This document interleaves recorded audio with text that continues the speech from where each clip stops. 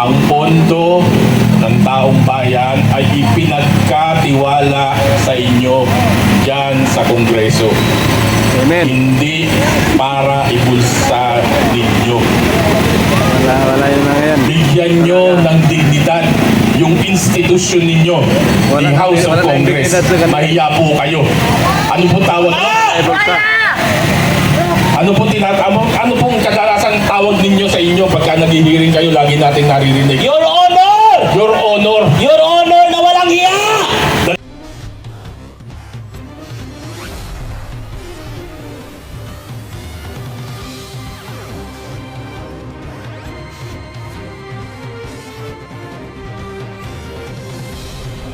Po katanggap-tanggap yun.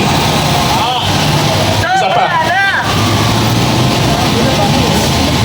Ang ayaw magpatis ng buhok, may tinatagong bulok. Yes! BBM bangag! BBM nagkasatama! Kami po, nung kami ay nasa serbisyo, meron pong pagkakataon na kinukulong kami sa kwarto. Lahat ng pulis biglang papatawag, sasabihin may meeting, ikukulong kami sa isang kwarto. Yung pala, ano pong gagawin? Meron po kaming random drug testing. At meron naman pong meron din pong nagpo-positibo, nire-rehab po ito. Ginagawa po sa amin yun. Ewan ko po ngayon kung tinutuloy pa, matagal na po akong retirado. Pero yun po ay ginagawa sa amin. Yun po ay random testing. Ngayon, presidente po natin yung may issue. Sabi po nung kapatid niya, sa harap po ng daan libo at milyong katao, lalo pati kasama na po yung nanonood sa TV at social media. Sabi po nung kapatid niya, gumagamit siya ng pinagbabawal na gamot. Ano po sagot niya? Hindi ko kapatid yan. Puro po deflection. Puro alibay, puro palusot. Paano nyo po madidebunk yung mga akusasyon sa kanya na yun? Simple lang naman, di ba? An independent, transparent, hair follicle drug test. Yun lang po ang tanging sagot. Kapag kayan po nagawa niya, makikita po natin kung totoo yung sinasabi ng kapatid niya. At sa ating po mga nasa serbisyo pa, yung mga kapatid ko nasa serbisyo, susunod ba kayo? Kung alam nyo may integrity issue yung commander nyo, pag-isipan yung maigi, mga kasama ko sa kapulisan, pag-isipan yung maigi. Dahil ako, nung nasa serbisyo, kapag ka nabalitaan ko, may bumulong lang sa akin. Nung ako po'y nag-chief of police sa Camarines Sur noon sa Bicol. May nagbulong po sa akin na yung isa o dalawa sa pulis ko ay gumagamit ng pinagbabawal na droga. Dali-dali po akong nagpakandak ng drug testing. Kasama ako. Ako mismo nanguna. Bakit? Yung sinasabi po natin, leadership by example. Yes! Pakita mo na ikaw, hindi ka adik. Eh bangag nga eh! Walang bayag na presidente! Yan lang po ang solusyon para po madebunk yung akusasyon sa kanya ng kanyang kapatid. Nalulungkot po ako dahil hindi ko po maintindihan sa mga commander natin ngayon. Bayad!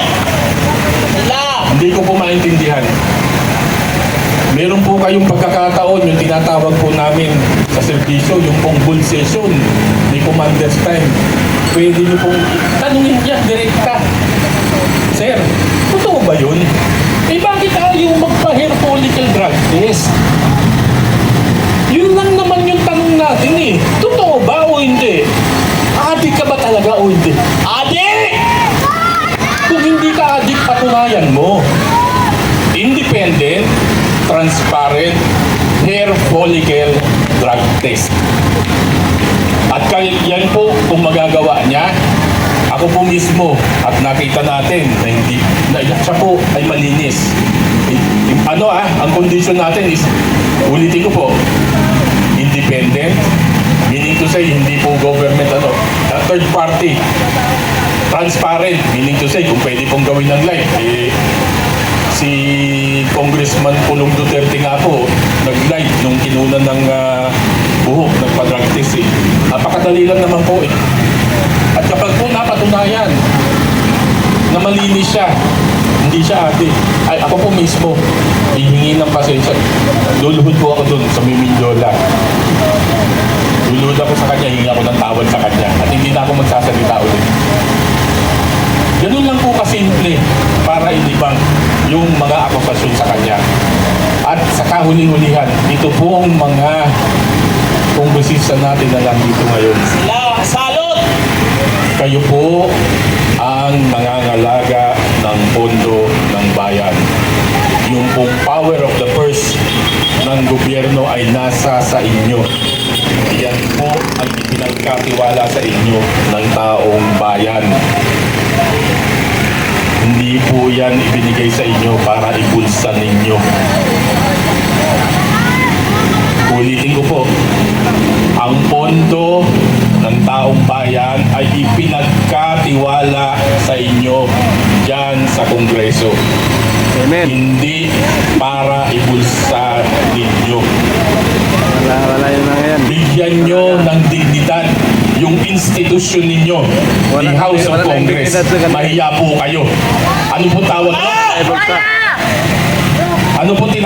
Ano pong kadalasang tawag ninyo sa inyo pagka naghihiring kayo, lagi nating naririnig? Your Honor! Your Honor, Your Honor na walang hiya!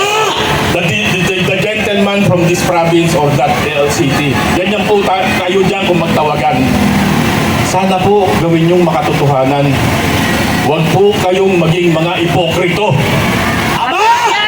Mga bangag din yata! Tama na po ang pagpapahirap sa bayan. Tama na po ang pag-aabuso sa pondo. Sa susunod pong pagkakataon na meron na naman pumasok na dilibyo sa bating bansa, tignan niyo po itong building na itong nasa harapan natin. Titigan niyo pong maigi at tignan niyo po kung sino yung mga nandyan sa loob. Mga magnanakaw ang nasa loob! Iyan po ang magiging responsable sa bawat isa sa atin. Tandaan po natin yan, yung mga nandyan sa loob, dahil sila ang pinagkatiwalaan natin sa ating pondo. Kung tayo po'y nagbigay ng tiwala sa kanila, tayo po'y may karapatan din na bawiin ito sa kanila. Ama! At muli po, hindi po kahapon, hindi po bukas. Ngayon, kailangan po nating manindigan. At sa tulong po at sa awa ng buong may kapal, mananaig po ang taong bayan. Vox Populi, Vox Dei. Ang tinig ng taong bayan ay tinig ng Diyos. Kaya wag po tayong panghinaan ng loob. Patuloy po tayong manindigan sa mga ginagawa nilang pagkakamali at pag-aabuso sa kapangyarihan at sa pondo na ibig ng bayan. Magandang hapon po sa inyong lahat. Okay, maraming salamat po. Retired